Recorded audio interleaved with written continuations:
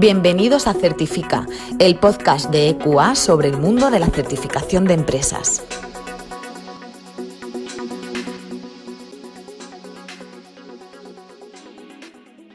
Buenos días y bienvenidos a un nuevo episodio de Certifica, el podcast de EQA. Hoy tenemos la oportunidad de hablar sobre la recientemente aprobada Ley 2/2023 de 20 de febrero, reguladora de la protección de las personas que informen sobre infracciones normativas y de la lucha contra la corrupción, que transpone una directiva europea en la materia de 2019. También vamos a hablar del estándar de buenas prácticas internacionales ISO 37002, sistemas de gestión de la denuncia de irregularidades, que se publicó en 2021. Para ello contamos con Jorge Alexandre González, Product Manager de Compliance en EQA España. Buenos días, Jorge, ¿qué tal estás? Buenos días a todos, buenas. Muy bien. Pues la primera pregunta que a uno le surge respecto de este ámbito sería ¿qué es exactamente lo que se ha aprobado? Bueno, pues un poco, sí, por situar un poco cómo están las cosas. En el año 2019 se aprobó a nivel europeo, con rango de directiva europea, una directiva que pretendía establecer un régimen de protección de todas las personas que denunciasen infracciones en derecho de la Unión, ¿no? De alguna manera era lo que se llamaba la directiva del canal de denuncias o la directiva de la protección del denunciante, que bueno, establecía pues qué tipo de empresas debían implementar estos sistemas y cómo debían gestionarse estas denuncias de irregularidades, no solo delitos, sino cualquier infracción de derecho de la Unión, se refería a la directiva. Y bueno, y qué garantías de protección se le daba a las personas que informaban de estas infracciones, un poco para promover precisamente pues que las personas que están en contacto o vinculadas a estas infracciones, bien porque les toca de cerca o bien incluso porque han participado en ellas y luego quieren de alguna manera delatarlas, establecía todo ese marco conceptual, que es verdad que muchas empresas, la mayoría que tenían sistemas de compliance, pues ya tenían algo, o bastante me atrevería a decir, pero la directiva da un paso más allá y hace que ya esto pase a ser algo obligatorio, que se extienda no solamente del delito, sino cualquier infracción en materia de derecho de la Unión, y además establece su obligatoriedad para una serie de empresas. Bueno, la directiva aprueba eso. Lógicamente, como cualquier directiva europea, pues lo que hemos hecho en España, con cierto retraso, por cierto, de hecho hay un expediente sancionador abierto a España por hacerlo con retraso, lo que hemos hecho en España es transponer la directiva a la realidad española, casuística española, de tal manera que se pueda por fin aplicar esos principios que se recogían en la directiva pues a los informantes de infracciones en España, que de hecho no solamente se ha quedado ya en infracciones de derecho de la Unión, sino en España además lo hemos ampliado a cualquier tipo de infracción penal o administrativa grave o muy grave. De tal manera que, bueno, lo que hemos aprobado en España es esa transposición de la directiva en unos términos parecidos y ciertamente ambiciosos, me atrevería a decir.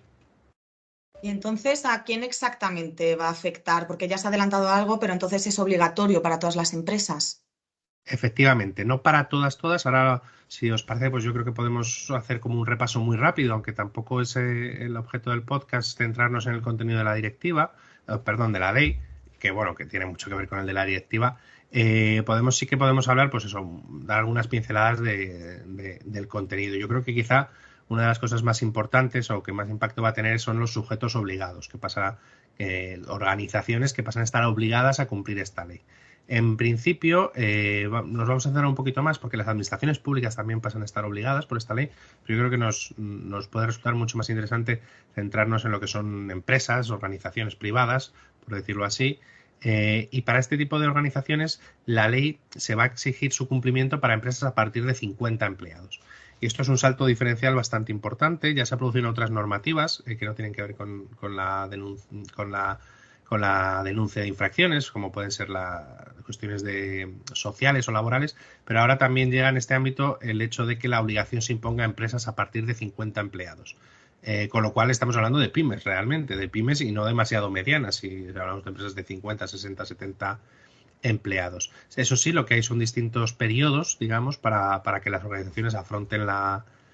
puesta en marcha de sus sistemas de denuncia de irregularidades y de protección del denunciante. Tenemos hasta el 1 de diciembre de 2023 para las empresas que están entre 50 y 249 empleados. Para esas empresas tienen de plazo hasta el 1 de diciembre de 2023 para cumplir las obligaciones establecidas en la ley, y las de 250 o más empleados tienen 3 meses a partir de la entrada en vigor de la ley, que si no me falla la memoria, pues será pues aproximadamente, pues si estamos en finales de febrero, marzo, abril, mayo, junio, ¿no? A marzo, abril, a mayo, a finales de mayo estaríamos hablando de la entrada en vigor para las empresas de 250 o más empleados. Es decir, que es algo bastante inminente. En 3 meses las de más de 250 y antes de final de año las de más de 50 empleados. Pero yo creo que hay otros temas que quizá también sea interesante comentar un poco, y son, pues por ejemplo, que la normativa pues va a establecer, la ley establece que debe nombrarse un responsable del canal, que debe tener rango directivo cuando eso sea posible. Claro, en empresas pequeñas eso será más complicado, pero realmente pues se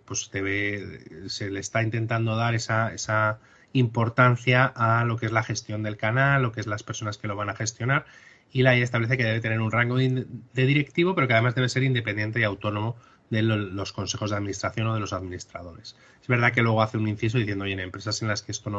no pueda ser por su propia estructura, pues podrá ser otra persona, o en las empresas en las que ya exista una función de cumplimiento normativo, pues pueda ser la función de cumplimiento normativo la que ejerza estos roles de gestión del canal.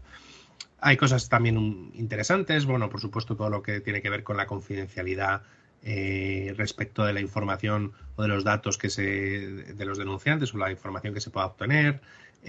Bueno, también por supuesto debe permitir la denuncia anónima. Hay también cosas curiosas como la posibilidad de que las denuncias no solamente, quizá todos o la mayoría estemos pensando en la denuncia a través de una aplicación o de un email, en general desde un ordenador, ¿no? Por decirlo de alguna manera. Bueno, pues la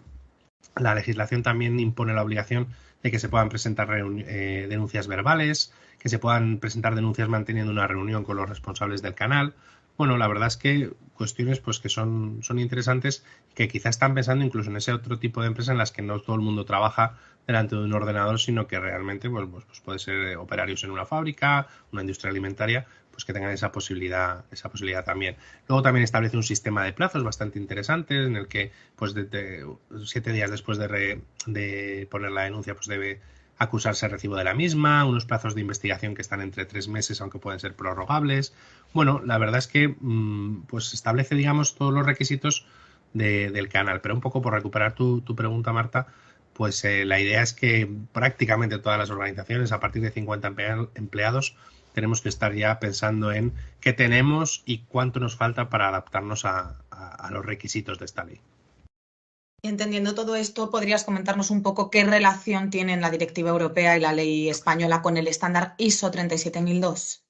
Claro, pues en realidad tienen toda la relación del mundo. Lógicamente, la directiva europea y la ley española, pues al final forman parte de un todo, que es el ordenamiento jurídico, como lo entendemos como ley aplicable, obligatoria, en este caso para mayores de 50, empresas para mayores de 50, organizaciones para mayores de 50 empleados. Y el estándar, en cambio, pues al final es un estándar de buenas prácticas, voluntario. Establecer los canales de denuncia y las sistemáticas de información interna conforme al estándar no es obligatorio. Por eso yo creo que es quizá el punto más claro. Lo que dice la ley que transpone la directiva es obligatorio, lo que te plantea el estándar internacional de buenas prácticas no lo es, pero lógicamente hay una relación pues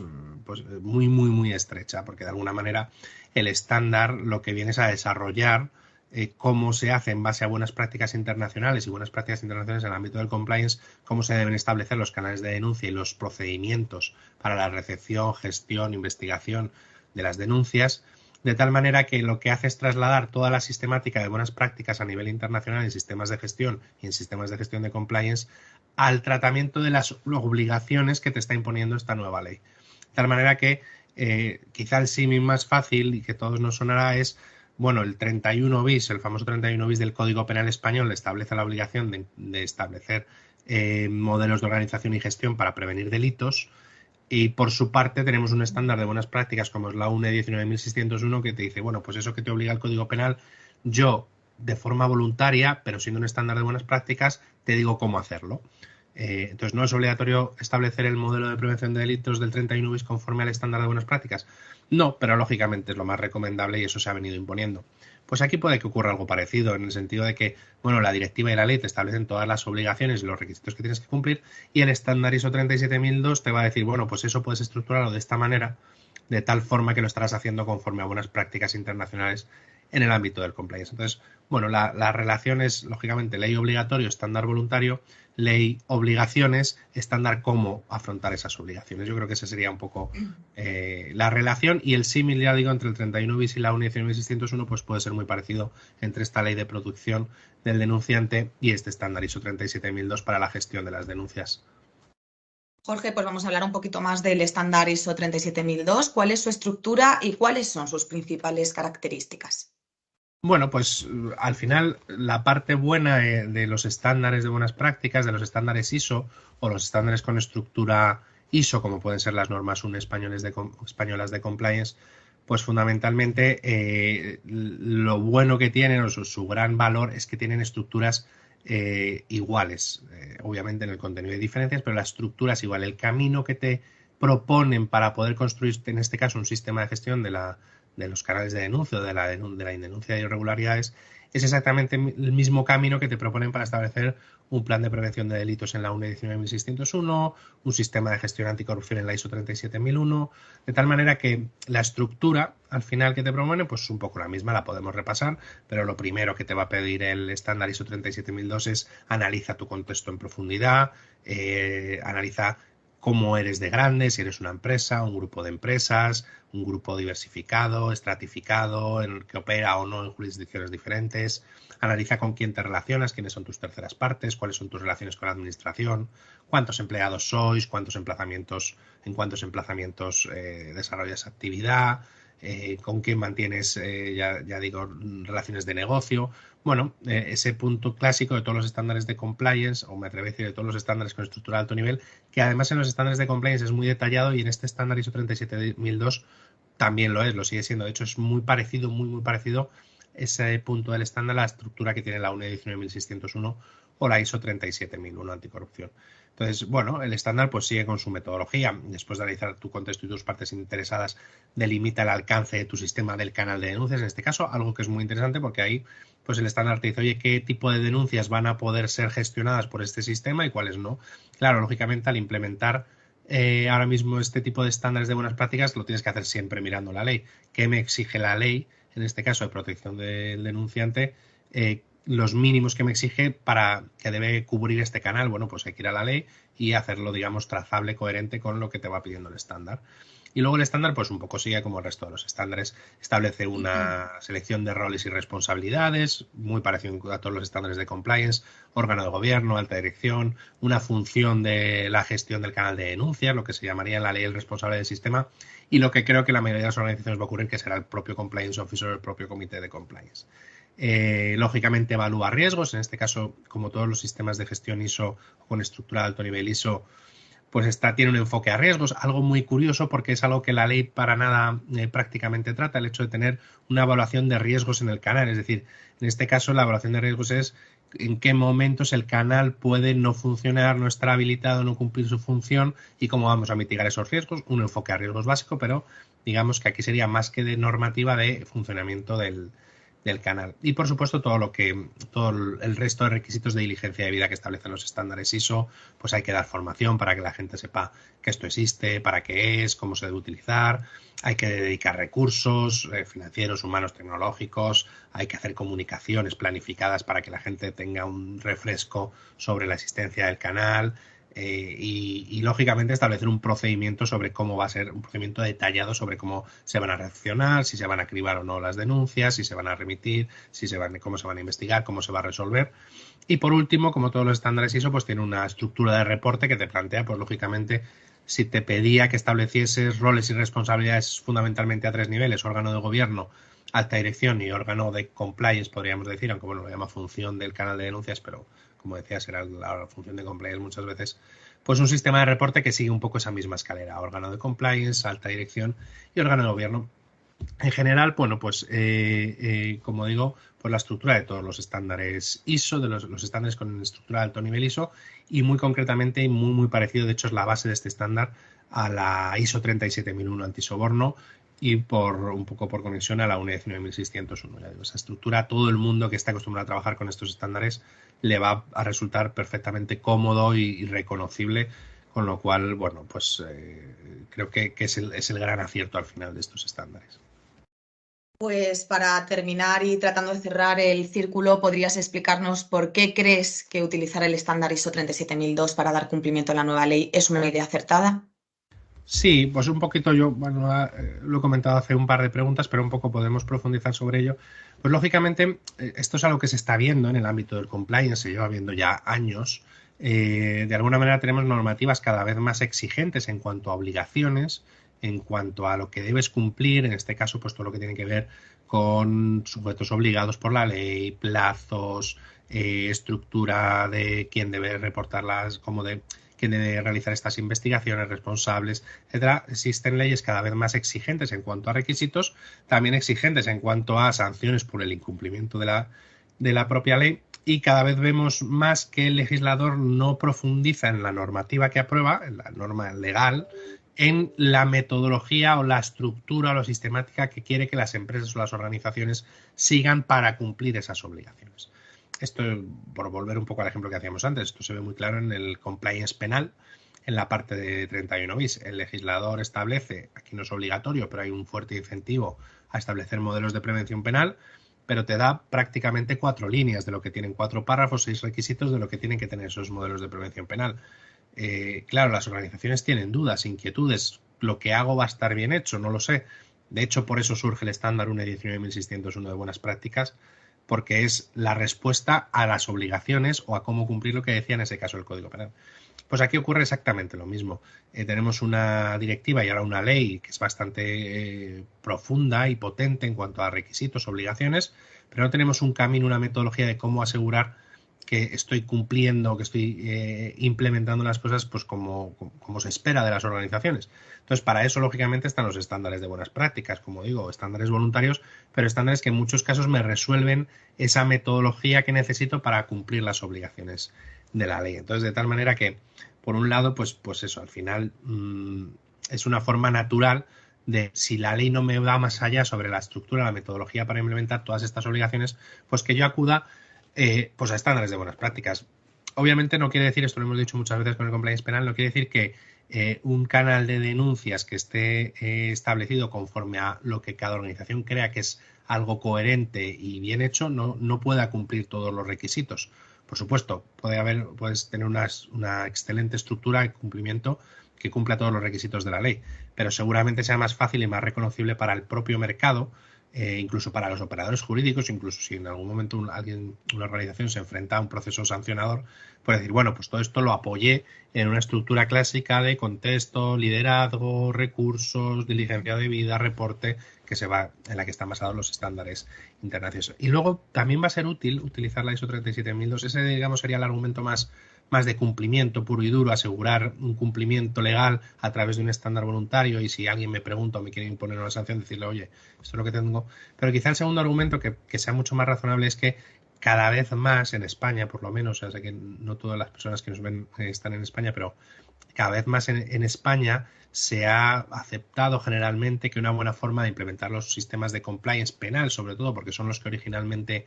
pues generaron más inquietud, se hiciese a través de las buenas prácticas de la UNE 19601. Entonces, claro, ¿qué ocurre? Que hay una organización que ya ha enfocado su sistema de prevención penal u otros sistemas de compliance tributario o incluso de seguridad de información o privacidad con estas estructuras de buenas prácticas, como decía antes, al ser la ISO 37002 un estándar en ese sentido exactamente igual que los demás, pues es muy fácilmente integrable. Cuando una organización hace su análisis del contexto para establecer su plan de prevención de delitos conforme a la UNE 19601, indirectamente está haciendo ya su análisis del contexto también para establecer su canal de denuncias conforme a la ISO 37002. Cuando establece los roles y responsabilidades para cumplir con la UNE 19601 o con la ISO 37001 antisoborno de órgano de gobierno, alta dirección y órgano de compliance, pues ya está recibiendo las respuestas para también cumplir la ISO 37002. Lo que quiero decir con esto es que, más allá de ser útil para el cumplimiento legal, también es lo natural si uno en su organización ya ha empezado a trabajar con estos estándares, que es, bueno, pues si hay un estándar para lo que es la denuncia de irregularidades, pues lo utilizo también porque lo puedo apoyar perfectamente en los estándares que ya tengo en mi organización. Esto además es un camino que va a seguir porque, por ejemplo, y es algo que es bastante novedoso y que veremos a dónde llega, están ahora mismo los trabajos para una ISO 37008 sobre investigación de irregularidades. Es decir, se está trabajando ya digamos, en la segunda parte. Tenemos una ISO 37002 que, aunque habla algo de la investigación de irregularidades, sobre todo se centra en cómo gestionar la información, las denuncias que llegan, pero ya se está trabajando en una ISO 37008 que precisamente trata sobre cómo investigar, realizar investigaciones, que lógicamente es una parte muy complementaria. Lo que quiero decir es que, bueno, que al final utilizar estándares de buenas prácticas, todos ellos además perfectamente alineados, pues es útil y es eficaz y ahorra dinero a la empresa, que también hay que ser realistas. Son un montón de obligaciones que hay que cumplir y, a poder ser, cumplirlas de la forma más eficaz en cuanto a recursos de la organización. Entonces, creo que fundamentalmente la ISO 37002 tiene un gran futuro porque, además de ayudarte donde no hay nada, te ayuda a cumplir con la ley. Además, lo vas a apoyar perfectamente en otros sistemas que tengas en tu organización basados en estándares de buenas prácticas. Yo creo que ese sería un poco o por qué yo creo que es bueno utilizar este estándar un poco para cumplir la ley. Pues muchas gracias, Jorge, por participar en Certifica, el podcast de EQA. Vamos a recordar que en nuestra página web, en eqa.es, está disponible la programación de todos los webinars gratuitos que impartimos periódicamente y que también están disponibles todos nuestros podcasts. Un saludo. Un saludo, hasta luego.